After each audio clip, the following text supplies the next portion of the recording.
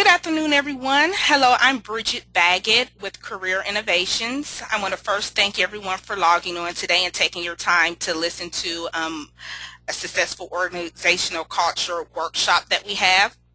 Today we actually have Clifford Walken. He actually comes from us with Bay Association, advisors with over 20 years of employee benefits and human resource experience. Throughout his career, he has built a reputation for effective leadership, communication, and administrative skills with an emphasis on quality assurance and excellent client service. He has worked previously with two large employers, pretty much managing their programs for over 25,000 employees across the U.S. He has a passion for problem solving and consulting. Currently, he's a managing partner, and he manages the employee benefits consulting for his clients. Clifford is also a regular speaker at the Northeast Human Resource Association and the New England Employee Benefits Council. Right now, he's going to give us a presentation and also an interactive workshop on successful organizational culture. At the end, you definitely can ask questions by either raising your hands. Everyone has a panel where they can raise their hand. I'll unmute your line, which means you can ask questions directly. If you prefer not to speak, you can actually type your answers in the chat box, and I will ask the questions to him. So go ahead. Thank you very much, Clifford, for giving your time to us today. Thank you, Bridget. Good afternoon, everybody. Welcome to Building a Successful Organizational Culture webinar. And thank you, Career Innovations, for hosting the webinar today. And thank you, everybody, for joining. As Bridget had said, Ipswich Bay Advisors has been in the employee benefits and HR world for over 15 years now. And we are a fully integrated human resources and employee benefits consulting firm. We have offices in Boston, in Minneapolis, and in Florida. And we spend most of our time helping companies solve a lot of their HR-related issues and also their employee benefits-related issues. We do this by providing on-site HR administration services. We do this by advising companies on their employee benefits programs and negotiating contracts with the insurance companies, and also helping companies establish their corporate retirement plans. We work with small to medium-sized businesses, and one of the hallmarks of our service is that we spend a lot of time trying to understand the organization's culture, the organization's mission, and the organization's values. And why this is important is that we really get to understand the organization, what they do, the services that they provide, and we're able to solve problems in that regard and get them to be a value-driven organization. And I think many companies today are focusing on becoming a value-driven organization because we have seen those value type of organizations are some of the most successful companies. And why is this important? Well, value tends to drive culture. And when you have an organization that has a strong culture, you have a lot of employees that are fulfilled. So your culture is driving employee fulfillment. When you have employee fulfillment, then employees are happy when they come to work and they provide good customer service. So you have really high customer satisfaction. And I think we can all agree that when we have high customer satisfaction, we know that that drives corporate success and profits and revenue growth. And so today we're going to spend a lot of time learning about value, culture, employee fulfillment, and what does that mean and how to establish a successful organizational culture.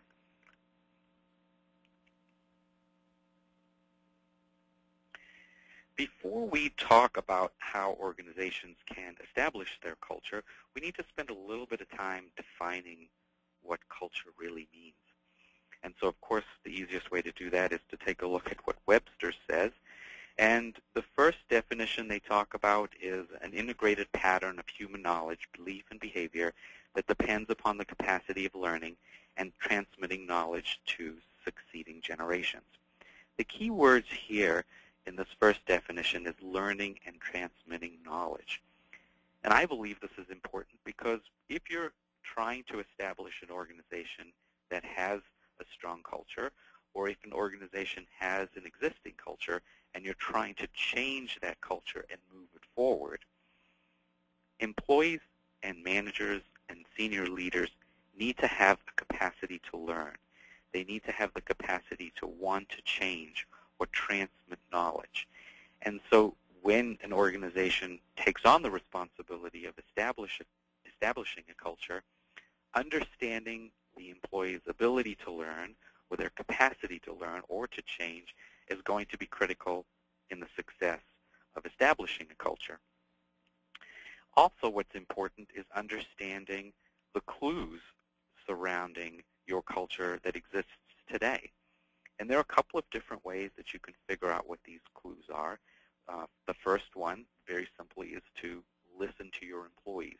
What are they saying about the organization? And there are a lot of different ways you can figure that out in terms of gathering that information. But the key here is to really listen and hear what employees are saying about the organization. What are your suppliers saying about the organization? What are customers saying about the organization? And from that information, you'll be able to get a really good benchmark or foundation with regards to what your culture is. Another clue is to also pay attention to the written information about your organization. So what's on the internet? What does your website say about you as an organization? If there have been articles written about your company, what are those articles saying about you, and how does that present your organization to your customers, to your suppliers, to your vendors? These are very important clues that help to establish what your culture is today. The second definition talks about the customary beliefs that are shared by people within your organization. And that's also important to recognize when you're building a culture. Organizations who have a strong culture spend a lot of time sharing information.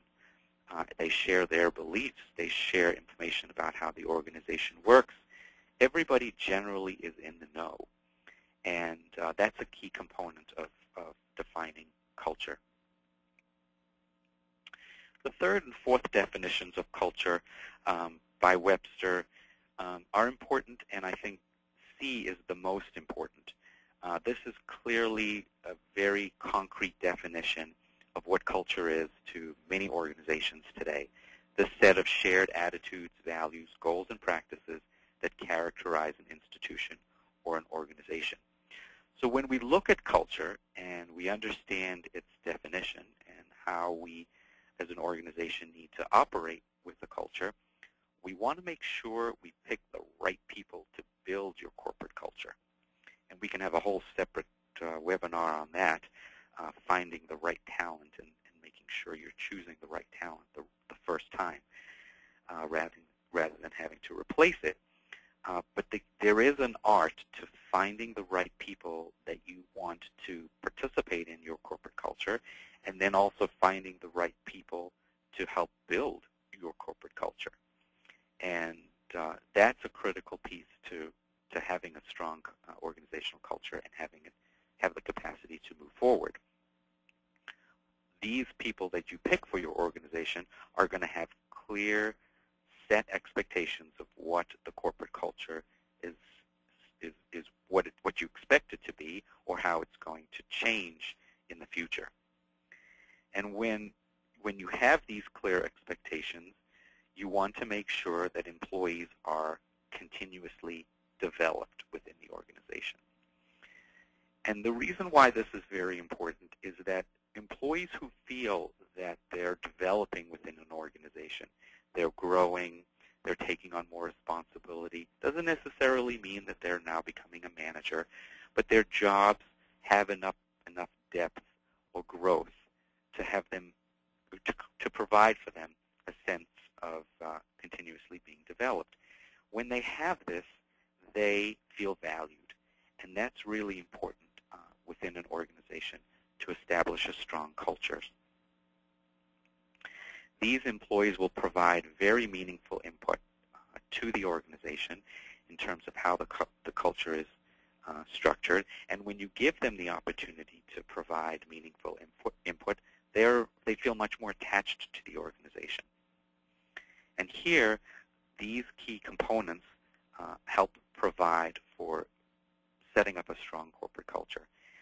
The continuous improvement is critical. When you look at statistics for why employees leave organizations, the ones that tend to come back from the surveys have to do with employees leaving organizations because they felt that their managers weren't providing them with enough career development opportunity. Second and third on the list is typically leaving for salary or for better benefits. But generally the ones that rise up to the top are those employees are leaving because they feel that their manager didn't take the time to understand what their career objectives were or what their job needs were, and essentially didn't continuously develop them.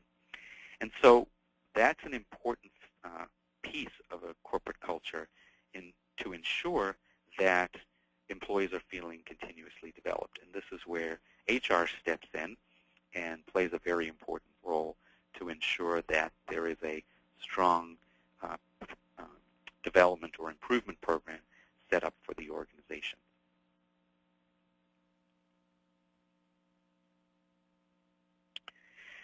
When we look at creating a corporate culture, I feel that they fall into 5 key components: teaching it, defining it, living it, measuring it, and rewarding it.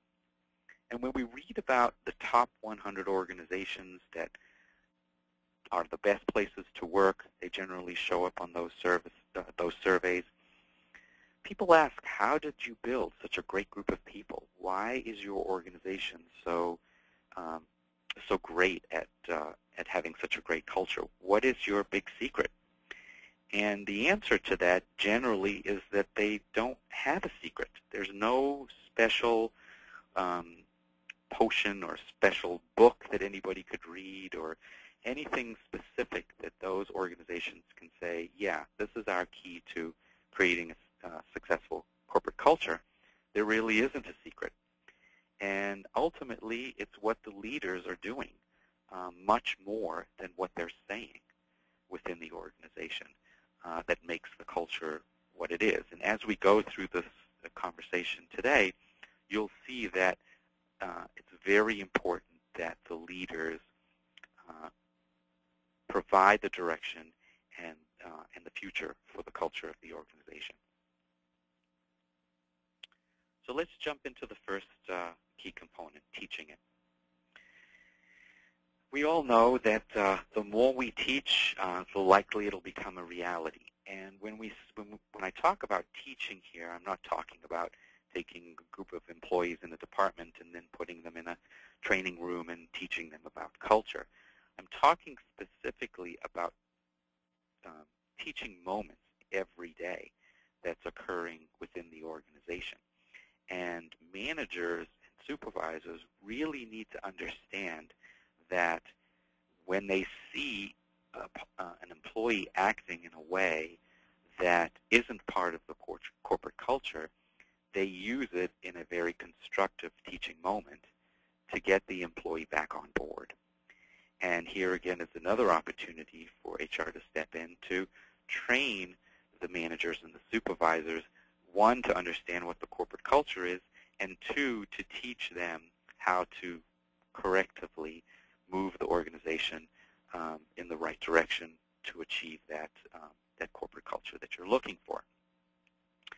Another way to teach it is for these managers and supervisors to describe the way you would like things to be working.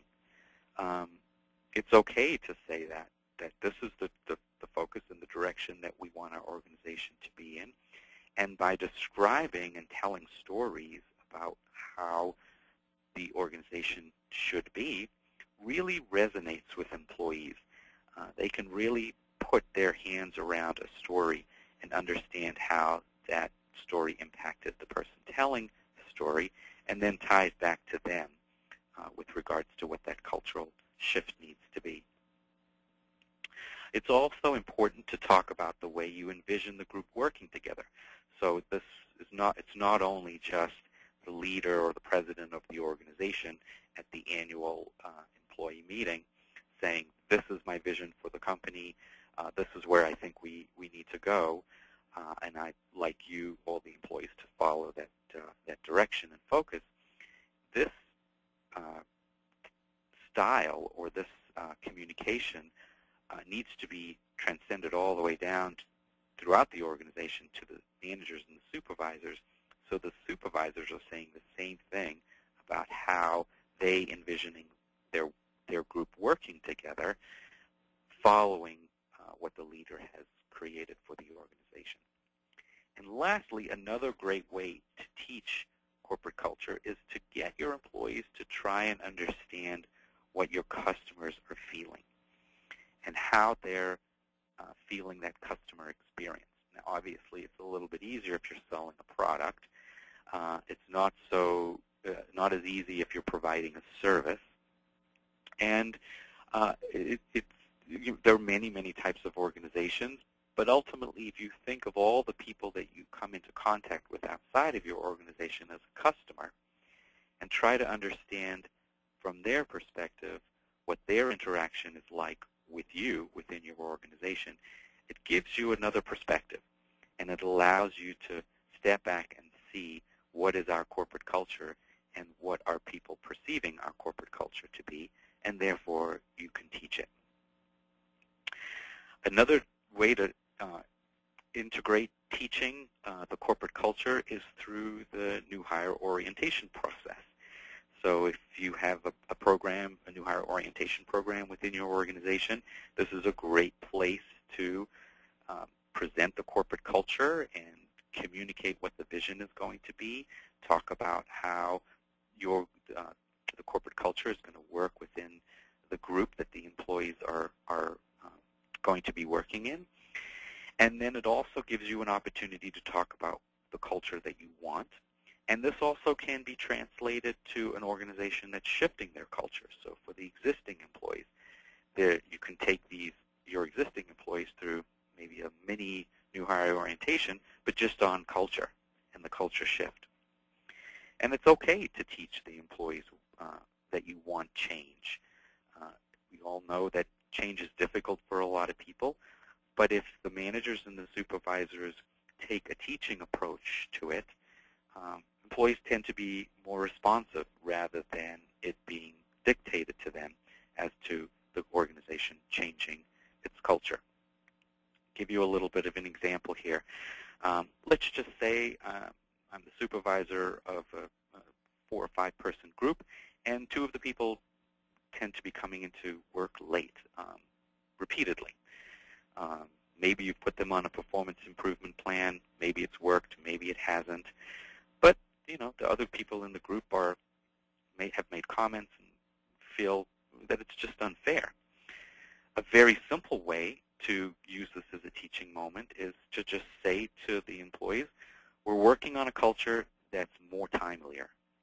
My expectation is that you're on time.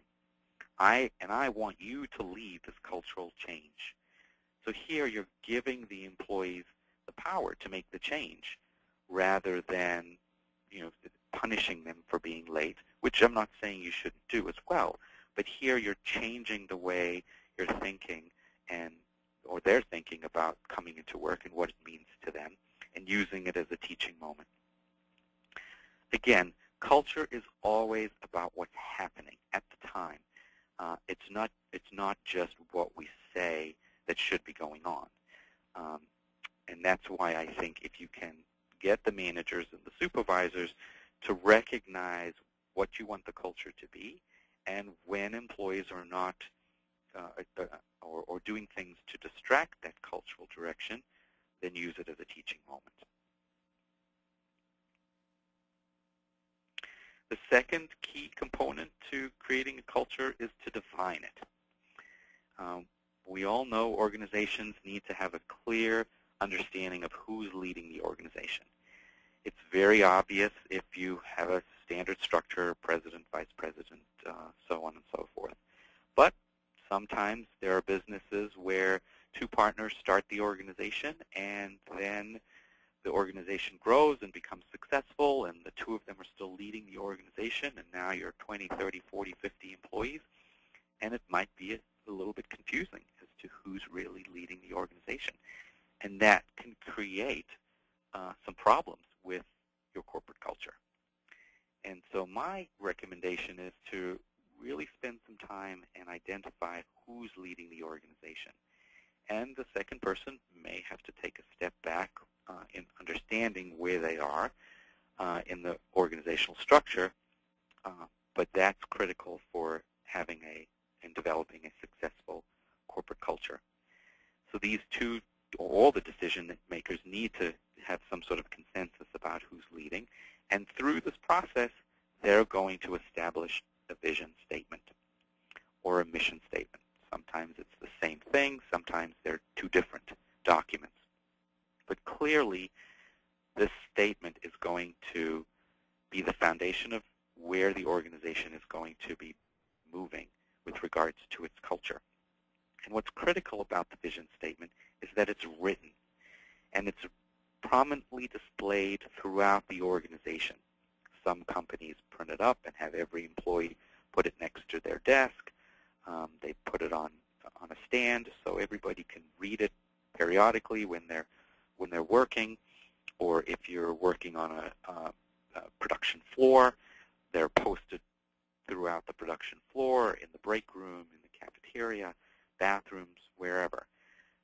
This is the heart and the foundation of where your corporate culture is going to grow.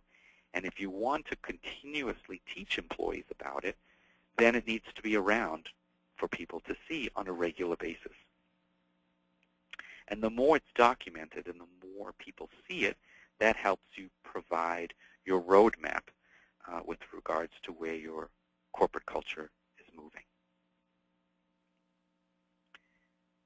The third component of creating a corporate culture is to live it.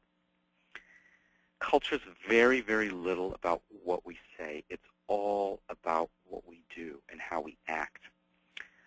If we're not living it, it's never going to come out the way we want it. And when I say live it, I'm talking about from the president of the organization all the way through the organization to the managers and the supervisors and down to the employees of the company. Everybody needs to live it and embrace it and understand what the corporate culture is and talk about it and act within its guidelines. And when we have difficult situations, we need to be able to figure out how they get managed. And how they're managed is a very important descriptor or way people recognize and treat the corporate culture within the organization. Managers need to be able to openly accept their mistakes and recognize that they've made a mistake. And we all have been there in those difficult situations from an HR perspective where the manager is not willing to recognize that they made a mistake and move on. And that can contribute and affect the culture that you're trying to create. This takes time. Building culture takes time, and it's done very slowly over a long period of time where everybody is participating. And I have a few tips here for what leaders can do to help ensure that people are living their corporate culture. How well our words match our deeds are really, really important. So if a manager says that they're going to deliver a report on a specific time, they need to deliver the report on a specific time. If they're going to say they're going to reward a group of employees for a specific project that they've completed, they need to follow through with that. And that's really important for ensuring that employees are perceiving the culture the way it's been defined in the mission statement. And how we handle when we don't match up is really important. So for example, let's just take a sales team. The manager says, okay, folks, December's coming up. It's the last month of our year end. I'd like to bring in 5 new clients before the end of the year. If we do that, everybody gets a $1,000 bonus.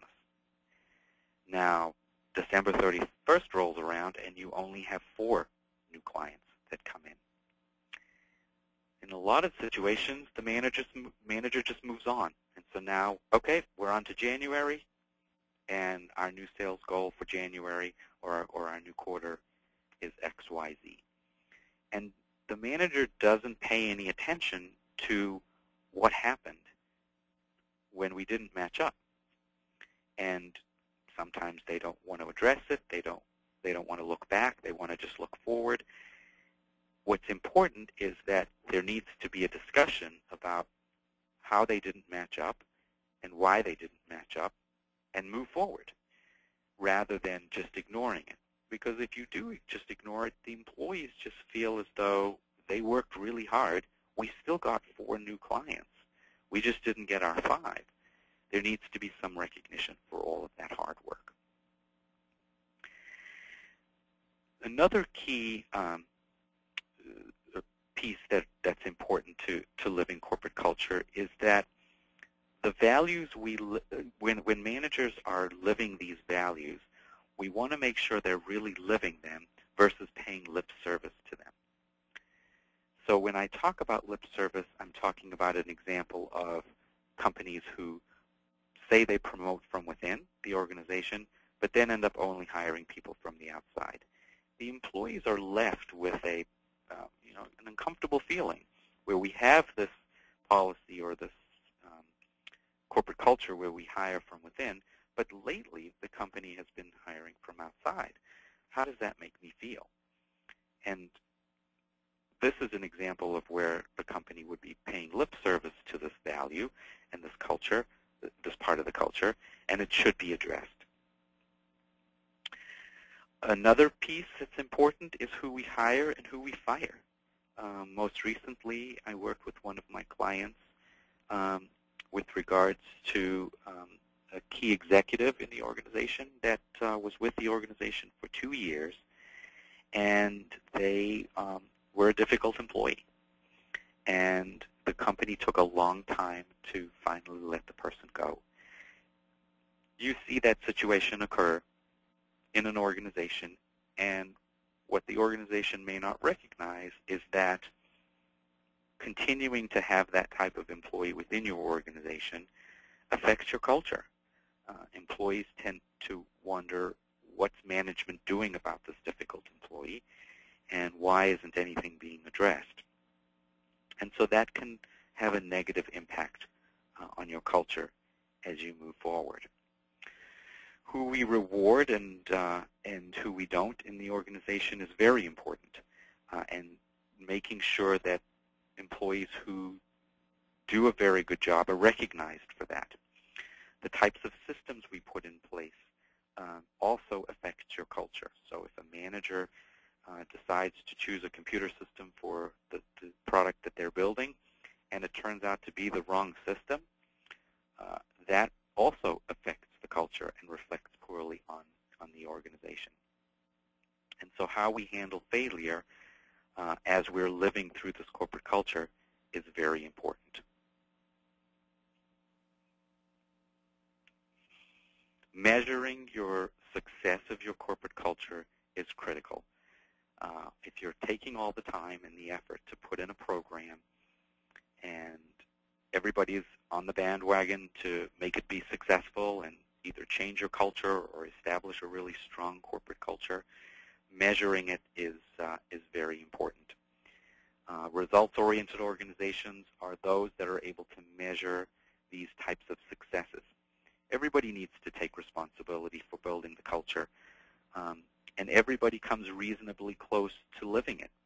But if we aren't able to measure it and say, this is what we did last quarter or last year, or this is what we're doing this year, to show how our corporate culture has changed or how it's evolved or how it's gotten better, then people are left hanging with regards to, why am I putting all this effort into developing a corporate culture if I have no benchmark to see whether it's really working or whether it's really changing? So an example that I've used with different companies has to do with measuring within a department. And so you could measure sales, or you could measure products produced. If you can't measure those kinds of things, so maybe in a customer service department or something like that, you can measure fun.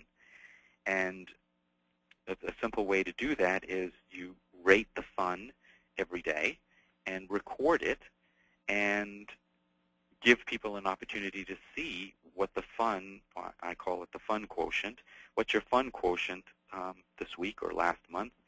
And that gives employees the opportunity to step back and say, hey, for the last 2 months, our fun quotient has been a 4. But 6 months ago, it was an 8. What's really happening? What can we do to make our department more fun or improve the number that we're actually measuring? And that helps to give employees a perspective of where they were and where they are now, and allows them to step back and say, things are improving, or no, things are not improving. What can we do to make them improve?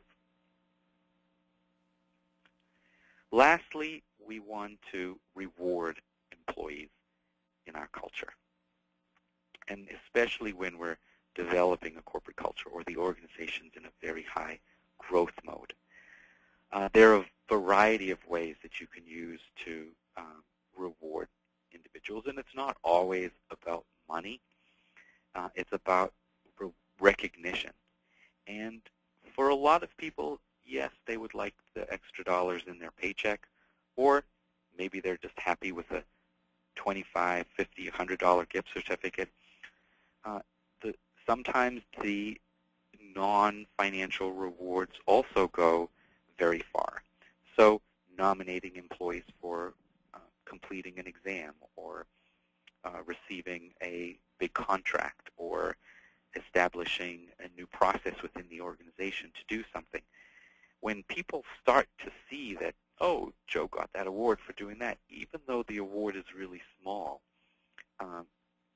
it does start the innovation juices flowing for employees. And other employees who are maybe more competitive want to try and win an award as well. And that helps to build and sustain your corporate culture. And the key here is that there are lots and many varieties of ways to reward employees. And as your organization gets bigger, it does get a little bit harder to find those. But here again, HR's responsibility can step in and help the different departments establish what those rewards should be. Now, if you have an organization that has an existing culture and it's been decided that the organization is going to change the existing culture, one thing is important to recognize, that you can't always get rid of the parts of the culture that you don't like. Sometimes you're always going to have pieces that are a legacy, and that might have to do with the person that's in the organization, or it just might have to do with the type of the business that you're in. But when you're thinking about changing an existing culture or establishing a really strong culture, you're looking at a 2 to 3 year time frame. And so what's important when you're looking at such a long time horizon is to make sure people are kept engaged and establish a strong program or project timeline to check in and make sure key components of the corporate culture have been established. This takes a long time, and gradually you're able to build up the areas where you've changed so that the parts that weren't working so well seem a lot smaller. But it is a long time horizon. And I think when organizations establish that they want to create a great corporate culture or be the best place to work in, they have to recognize that this does take a long time, and it also takes a really comprehensive project plan to be successful. Lastly, we just want to make sure we manage the cultural gaps. When we talk about cultural gaps, we talk about the way people operate within an organization. So you have your nice plan of a corporate culture and where you want to be in a year, 2, 3 years, but people don't always operate within those guiding principles. For example, let's take those of us who drive on the highway, and the speed limit's 65, but we're doing 75 because we want to get to where we want to really fast. We're breaking the speed limit. It doesn't necessarily mean we're an outlaw. It doesn't necessarily mean we're out to be a renegade. And you're going to find those kinds of people within your organization as well. So you just want to make sure you recognize who they are. They are well-respected individuals. They're upstanding citizens. But they're people within your organization that might make it a little bit more challenging to establish the type of corporate culture you're trying to develop.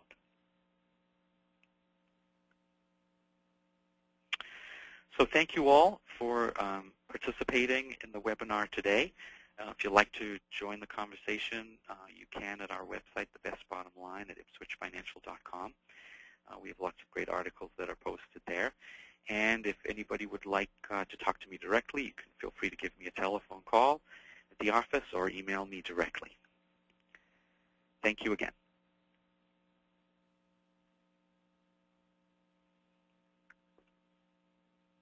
Hello, thank you. I had to unmute my line. The presentation was great, Clifford. I actually have a couple of questions myself, and we do have some questions at the bottom that look like they need to be answered as well. One question is, how do you determine if an organizational culture that you're trying to implement is a flop? And you have a lot of companies that, I even have examples where companies may want to have a company culture of being laid back. They allow their employees to telecommute, work from home, and they find that the productivity of the employees are not as high as they were when they were in the office. So how would they change that corporate culture, or how would they implement something to still have the buy-in from the employees? Because once they change it, some of the buy-in may also leave from the employees. How would they be able to walk away from that but still have trusted and committed employees to the company? They're going to have to first look at what the workload is of those employees. So if you're talking about an organization who's going to who's going to tighten up their telecommuting policy and not have as many people doing it so that they can improve their productivity, you have to look at the jobs that those employees are doing and look at specifically how those jobs affect the organization and affect the culture. And you're going to have to do it very slowly and deliberately, including the managers in the conversation, and slowly change that behavior over a long period of time. This is not something that you can do and say, like some big organizations we know have done, have decided to bring everybody in-house and not have them be telecommuting. Those can be very disruptive to an organizational culture. So the key thing here is to do it over time and allow people to understand that there's going to be a shift and a change. The key piece there is including the managers and the supervisors in that process and working with them through that change. Okay. We do have a question from Erica Simmons. She currently is a very long question, so I'm going to read just some of the highlights. She's a coordinator for a program coordinator, I should say. She said last year the country culture she was assisting or over old assistants that were very interactive. She asked for their feedback on everything to help them implement new ideas and get involved within the company. The culture they created was, again, being part of a team, being very interactive. She says this year they have a new set of assistants that are pretty much mixed in with the other assistants from the previous corporate culture. So she's pretty much saying that right now the new ones are not with the culture. They're undermining their decisions that they're making. They're not working together with the old assistants from last year. And it's pretty much a trial and error on success. So now they're right now trying to change the program and change the company culture to get everybody as one. So she's a bit uncomfortable with the environment, and I'm trying to read it. I feel like my staff is more frustrated with me with the decisions that she's making, and she just can't justify them. So I guess, how would she get the old assistants as well as the new hires? How would she get that culture to, I guess, relate and mix together so she can still have that cohesiveness as she did before? I think it sounds like in this situation, when you have a lot of new people come into an environment that don't have the same corporate culture that the existing group was working alongside each other with, it's an opportunity to retrain everybody. And so, and this might, I don't know specifics about the organization, but this would, in my mind, be an opportunity to get the key executives of the organization to all work together in redefining what the corporate culture is and re-educating everybody within the organization as to what the corporate culture is. So it's as though you're treating everybody like a new hire. And so the new group doesn't act the way they're currently acting compared to the existing group. And this way it gives everybody an opportunity to step back and look at and see how their work, the current employees' work was being performed. And then as the new employees come in, they will learn as to what's the corporate culture. Like I said in the presentation, a good way to also address what the corporate culture is and can be is to get feedback from your vendors and your customers and your suppliers, because that's also very helpful in not only training and teaching the existing pieces of your organization about your culture, but also training the new people that join the group and understand what's my customer experience going to be like, and therefore we all need to act and respond or provide the service that we're doing for everybody. Okay. Another question: what are the best ways to measure if your corporate culture is a success besides using your bottom line and productivity? And I guess they're pretty much asking, since you said it takes about 2 or 3 years to actually know or to actually implement it fully, and you are going to have resistance, when you are trying to implement this. So how would you know if it was a success? Because you may have some people that leave, you may have people that quit, so how would you know if it's going to be actually a success? A couple of statistics that companies can implement is take a look at their turnover rates at the beginning of the program, and then a year, 2, 3 years down the road, you can look at what your turnover rates are.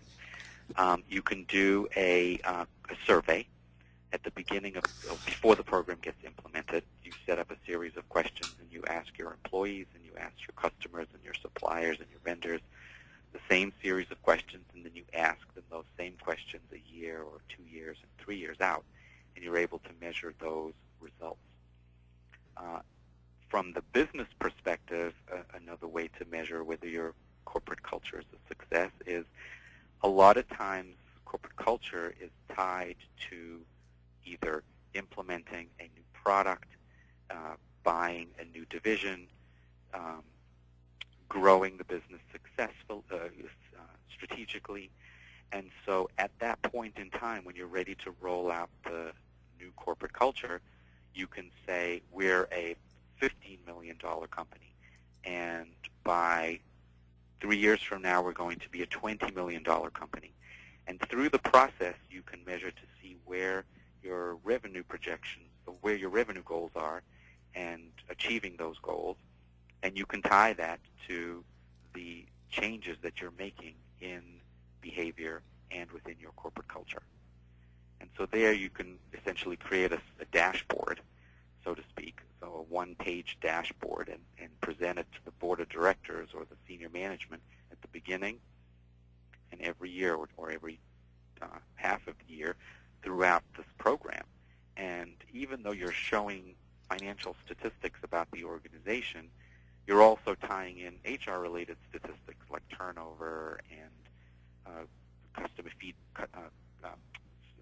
customer satisfaction surveys. So in my mind, I'm just looking at a piece of paper that has all these numbers that I just laid out, and you're measuring them year over year or quarter over quarter. And that's a very strong, powerful tool, especially for senior management, to see how the organization is at the beginning and then how they've been progressing as you go through this corporate culture change. Okay.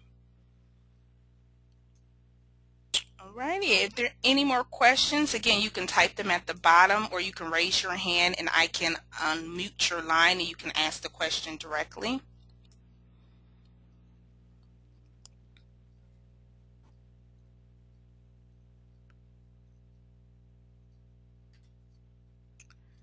I don't see any more questions as of now.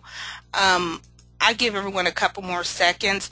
Let me ask you, I know at the beginning you had a great plan on how to effectively implement a organizational culture, or at least to change one.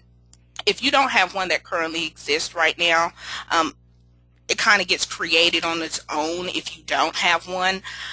But how would you introduce something? Because it's kind of, it would be kind of awkward to be working at a place for so long, doesn't really have a company cultural or organizational culture implemented, and then you introduce this culture. What would be the best or most effective way to do that? The best way, Bridget, I feel, is to, like any project that an organization is going to undertake, is to put a project plan together and have it be written and documented. And within that project plan, you're defining all of the key pieces of what your corporate culture is going to be. What's your vision statement? What's your mission statement? What are the programs we're going to do? How are we going to handle performance management within the organization? How are we going to teach the supervisors and the managers to embrace the corporate culture? All of those operational type things get built into this project plan, and we do this for companies to help them establish what that plan should be. And from that, there are milestones built in to say, in 6 months we're going to do this, in a year we're going to have this program. And all along, senior management and the employees are building this culture slowly, daily, with all of their employees.